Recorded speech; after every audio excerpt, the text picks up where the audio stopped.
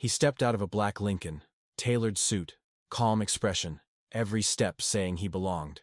But the valet didn't move, not even a twitch, no nod, no gesture, just a glance, then complete disinterest. A car rolled in behind him. The valet raised his hand for that one. "Can you park this one?" he asked his coworker, pointing through him. No eye contact, no sir, just silence, like the man in front of him didn't exist. He stood there for a beat, not confused, just quiet. He looked at the glass entrance of the hotel. No red carpet, no welcome banner, just a wall of spotless glass and a lobby frozen in soft light. He turned, walked around to the driver's side, and parked his car himself, off to the side, out of the way. The valets didn't glance back. He stepped onto the curb again, fixed the cuff of his jacket. His suit was navy blue, perfectly fitted, quietly expensive. Italian shoes, crisp shirt, everything in place. He wasn't early, he wasn't late, he was right on time.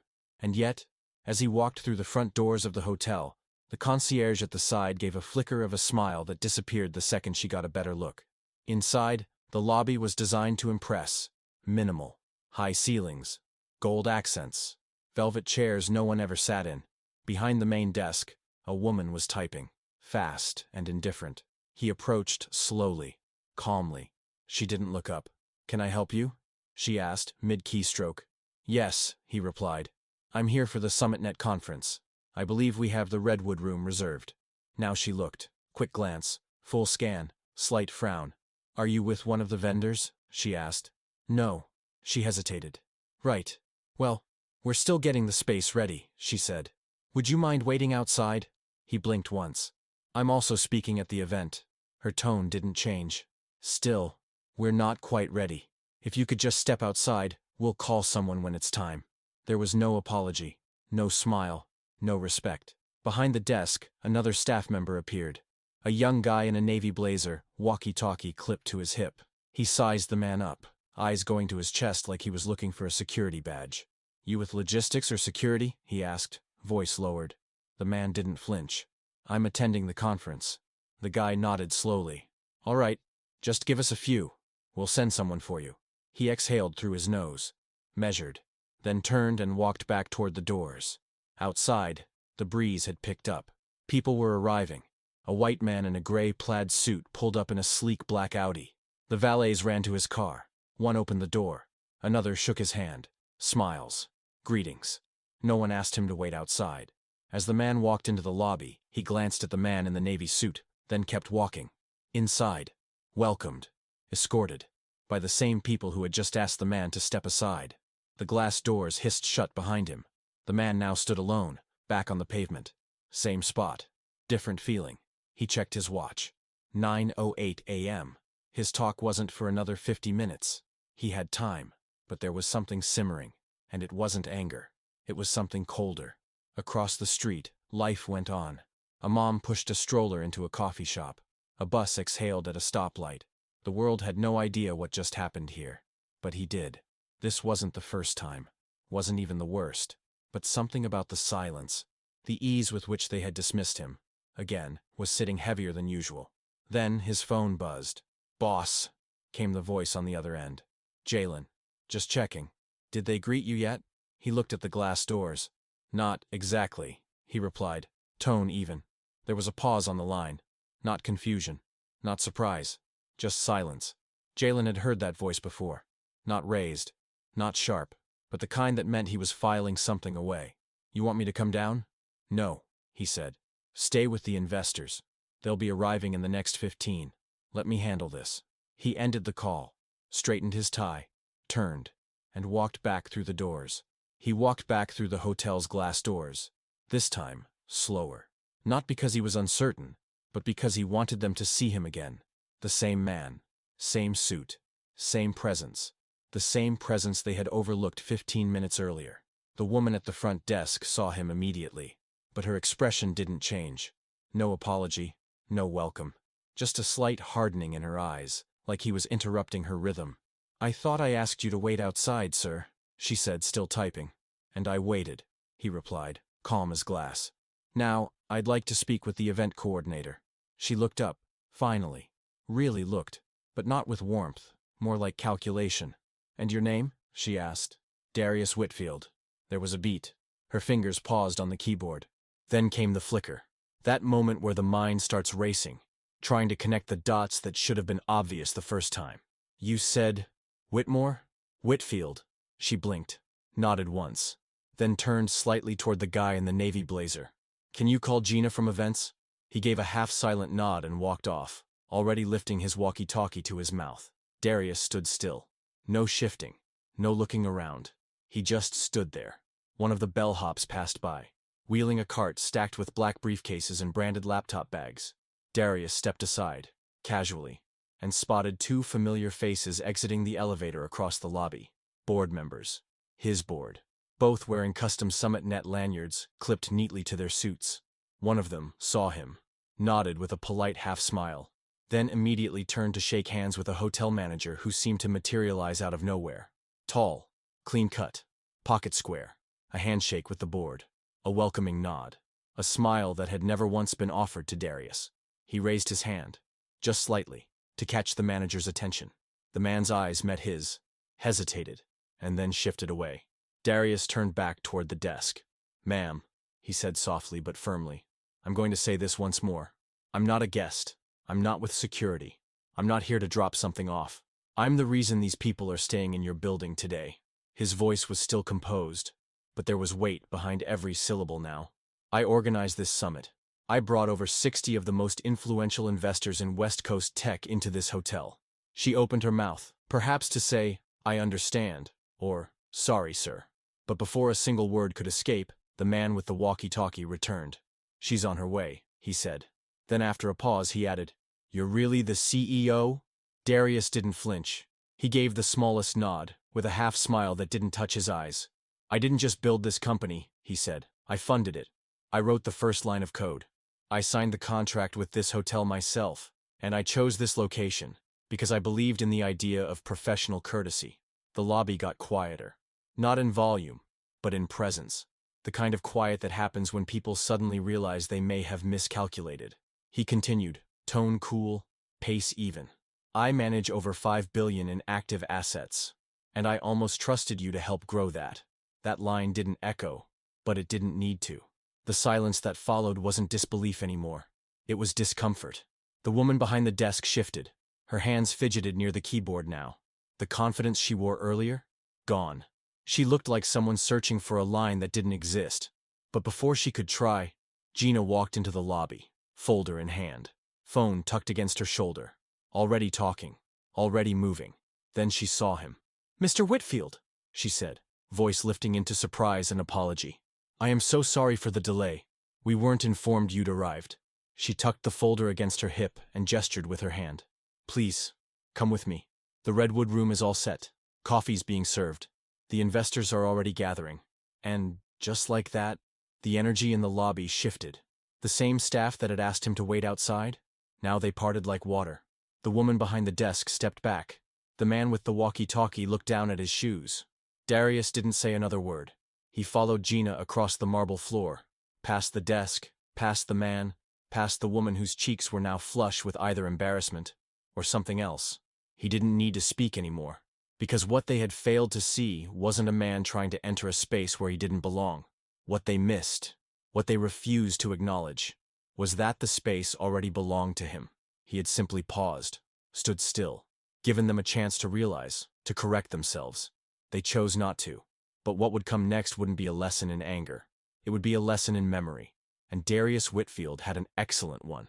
The Redwood room sat at the far end of the conference wing, past a quiet hallway, muted carpeting, abstract art hanging on both sides, trying too hard to impress. Inside, the room was already dimmed for the morning session. Rows of chairs in perfect lines, a clean podium with the Summit Net logo, a side table lined with bottled water, slim white mugs, and glossy name placards. From the outside, it looked ready. But to Darius, something was already off. He stepped in, slowly. Jalen was near the front, speaking to the AV tech, calibrating levels, sound-checking slides.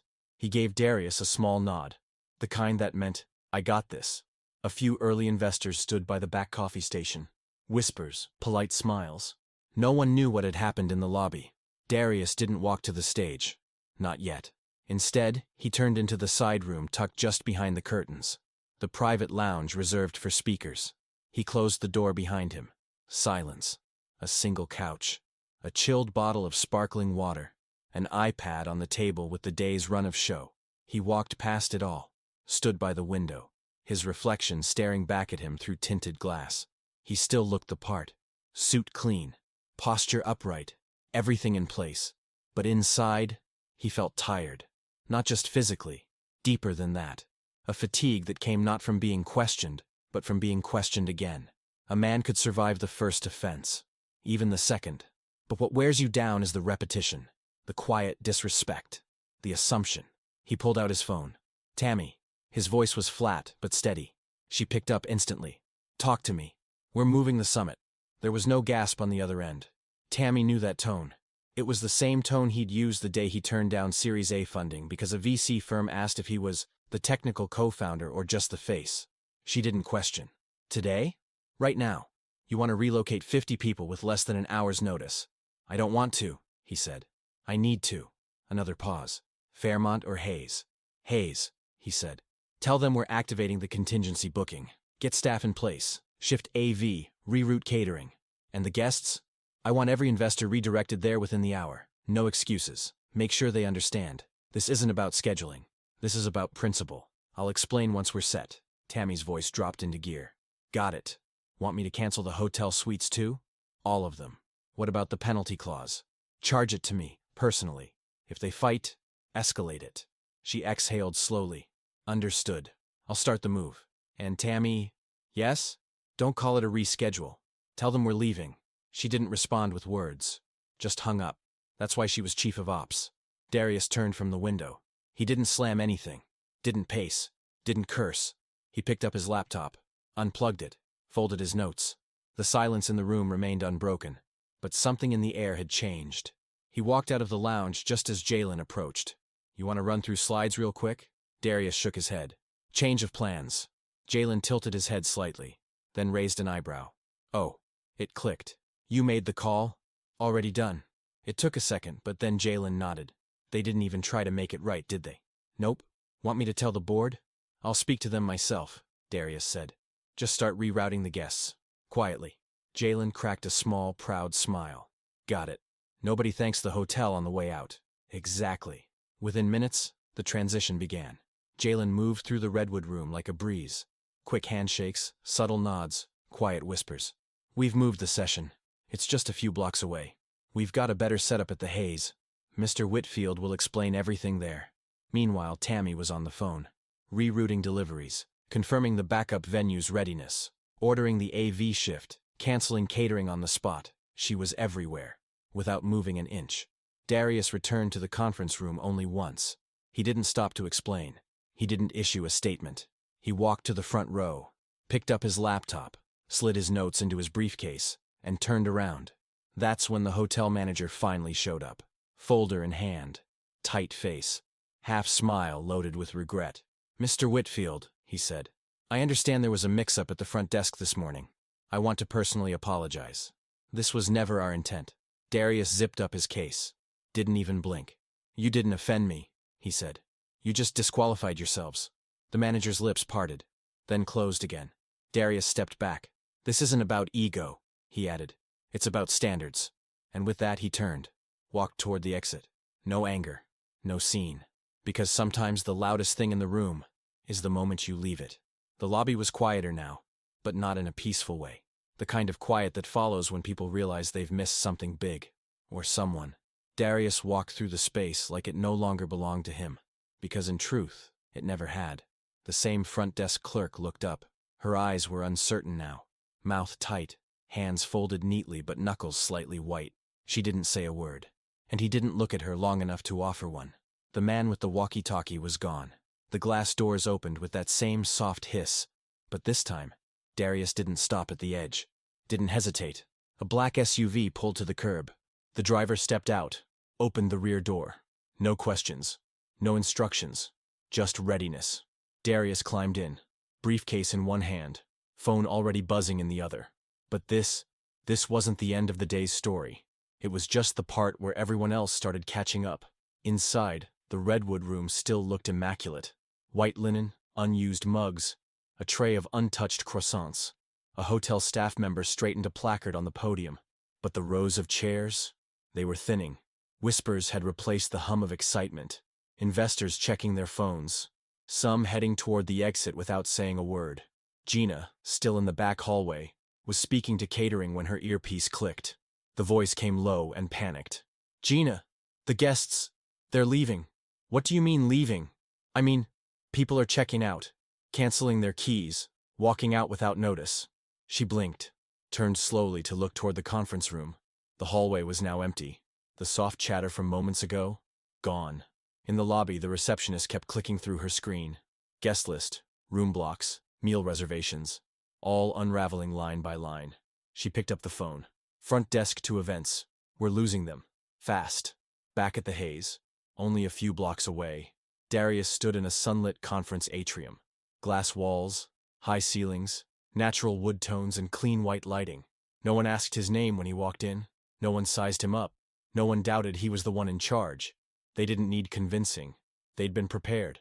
Investors filed in, some alone, some in pairs. Nods, whispers, quiet glances of curiosity. No one complained. No one asked why. Because somehow, they already knew. They felt it in the way the hotel welcomed them.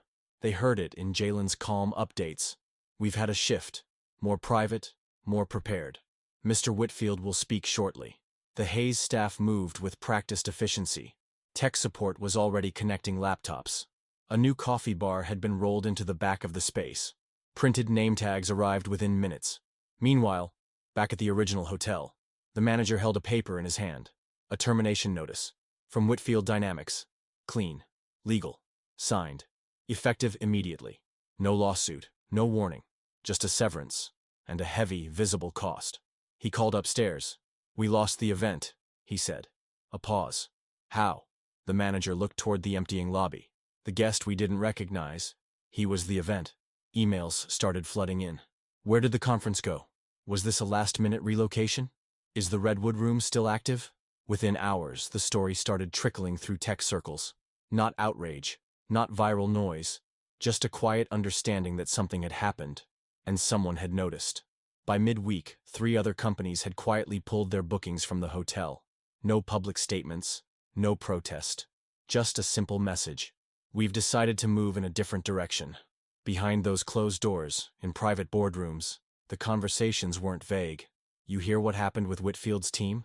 "Yeah, we don't need that kind of risk tied to our name." "What's the alternate venue again?" The hotel's regional sales director tried to patch the bleeding. Sent a message to Whitfield Dynamics. Free suites next quarter. Complimentary conference space. Spa credits for visiting investors. The email didn't make it past Tammy. She read it. Closed it. Marked it handled. Darius never even saw it. Because trust, once broken, doesn't get patched up with perks. It's not a billing issue. It's not a scheduling error. It's a standard someone chose to ignore. Back at the Haze, Darius stood behind a clean glass podium. The room was full. Not packed, but filled with people who had followed his lead. Not because he shouted, not because he begged, but because when he walked away, he never once looked like he lost. He looked like he chose better. He looked like he belonged in the better. The lights dimmed. Phones were silenced. The chatter faded into an expectant hush. Every seat was taken. Every eye turned forward. And then, he stepped up. Darius Whitfield. Black suit. No tie. White shirt open at the collar. Notebook in one hand. No script. No teleprompter. Just presence. He stood at the podium. Waited a moment.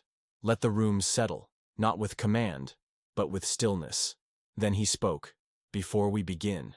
His voice was low, clear, without bitterness, without apology. "I want to thank you all for your flexibility." A small ripple of smiles moved through the room. A few nods. Some eyes narrowed, already sensing where this was going.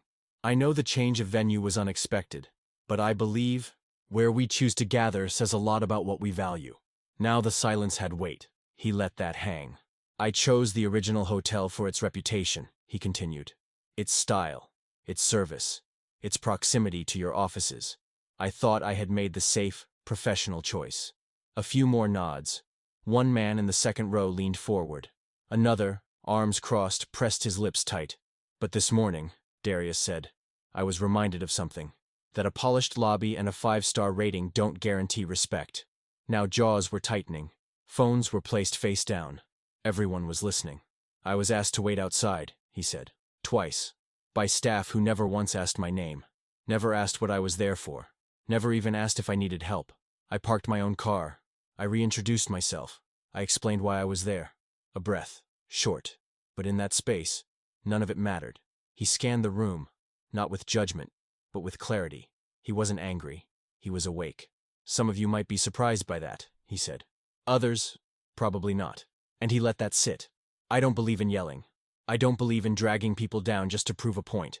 What I believe in is moving forward. And today, we're doing just that. Now the shift was real.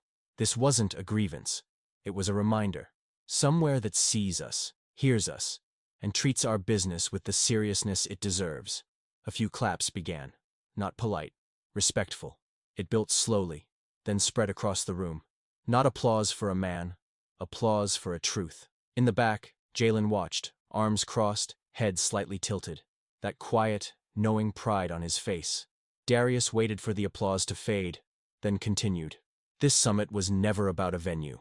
It's about vision. It's about partnerships. It's about what we're building, together. And if where we gather doesn't match that energy, then we gather somewhere else. This morning wasn't the first time something like that's happened to me. He smiled, but only slightly. I've learned that some rooms will always try to shrink you, because you don't fit the picture they had in mind. But you don't have to shrink. You don't have to beg. You don't even have to argue. You just have to walk forward, until you're in a space that's built to hold all of who you are. Now the silence was thick, heavy, held with care. And that's what we're doing here today. He closed his notebook gently. I hope you enjoy the sessions ahead. Meet new people. Challenge assumptions. Leave with something real. He stepped away from the podium. And that's when the applause hit. Real and full. Not because he was dramatic. Not because he raised his voice. But because he didn't have to. Because sometimes the most powerful sound in the room is the voice that doesn't shake when everything else does. The summit went on. Panels, presentations, coffee refills, and quiet conversations in the hall. But Darius? He was done talking. He'd said everything he needed to, not just in words, but in how he handled it. Later that evening, he stood alone in the Whitfield Dynamics office. The building was quiet. Most of the staff had already left. He moved through the main floor slowly, past whiteboards filled with code logic and sticky notes, past glass offices and glowing screens on sleep mode. Jalen was still there, sipping from a chipped mug, leaning against a desk. You see the write-up? He asked. I did. They left out the part where the valet ignored you. Darius shrugged. They always leave something out. Doesn't matter, Jalen said. The people who needed to know? They got the message. Darius nodded once, slowly. He looked around the office, the one he built not to impress, but to make people feel seen. You know, when we designed this place, I didn't want it to feel flashy. I didn't want people to walk in and say, wow. I wanted them to walk in and feel recognized. That's the difference. Jalen smiled. They see you now. Darius turned toward the window. No, he said quietly. They always saw me. They just never expected me to be the one signing the checks. He flicked off the lights, left the floor in shadow and silence. But before the night was over, there was one more person he needed to talk to. The next morning, the city was silver. The sky over Atlanta was flat and soft, the kind of quiet light that made everything feel further away. Darius stood by the window of his office, mug of black coffee in hand. Eyes calm, shoulders loose. There was a knock. Come in, he said, without turning. The door opened slowly. Sir, came a voice. Young, slightly hesitant. It was Elijah Green, mid-20s, bright-eyed, a little green, just like his name, one of Whitfield Dynamics' junior analysts. He stepped in, folder in hand. You said you wanted to meet? Darius turned, gestured to the seat across from him. Elijah sat, placed the folder on his lap, but didn't open it. He looked unsure of how to begin. Elijah cleared his throat. I heard what happened. At the hotel. Darius didn't respond. Just let the silence sit. Not awkward. Just present. A few of us were talking about it. In the lunchroom yesterday. Elijah glanced to the side, then back at Darius. I guess I just wanted to ask, how do you not let it get to you? How do you stay calm when it's that obvious? Darius gave a slight smile. You think I stayed calm? Elijah blinked. Didn't you? No, Darius said. I just didn't let them see it. He placed his mug down. You know what they saw when I walked into that hotel? Elijah waited. A man standing where they didn't think he should be. That's it. Not the keynote speaker, not a CEO, not a founder. Just someone who didn't match the picture in their head. Elijah leaned forward. Then why not call them out? Why not post about it? Let the world know? Darius looked out the window. Because the world already knows, he said. That's not the fight. He paused. The real fight is teaching the ones who come after us that they don't need to prove anything to people who already decided not to see them. You don't need their permission. You don't need their approval. You just need to keep moving. Elijah nodded, but slowly. I don't know if I could have handled it like you did. Darius smiled again. Warmer this time. That's the thing. You don't have to know. You just have to remember this. Never trade your composure for someone else's ignorance. If they misjudge you, let them. But make sure the space you're building, for your name, your team, your work, never makes anyone else feel like they don't belong there. Elijah sat back. Those words landed heavier than he expected. That's what it means to lead, Darius said. You don't yell at the wall. You build a door somewhere else. A beat of silence. Then Darius tapped the folder Elijah brought. What's in here? Oh, proposal update, Elijah said, jolting back into work mode. We adjusted the data modeling based on your feedback from last week. Darius opened it, scanned the first page. Good. Let's review it with the team this afternoon. Elijah stood to leave, but paused at the door. Sir? Darius looked up. Thank you. For what? For showing us how to move, without lowering ourselves. Darius gave a quiet nod, and Elijah left. Outside, traffic moved steadily, like the world hadn't noticed a thing. But the people who had noticed, they wouldn't forget. Because this wasn't just about one man, or one hotel. It was about every room someone walks into, where they're only seen halfway. It was about all the quiet ways power can speak. Through action, not reaction. And it was about rewriting the rules, without ever picking up the pen they tried to hand you. If this story hit you somewhere real, if it made you think about how you carry yourself in rooms that weren't built for you, share it. Talk about it. And don't forget to subscribe for more true stories that prove quiet strength isn't weakness. It's power, refined.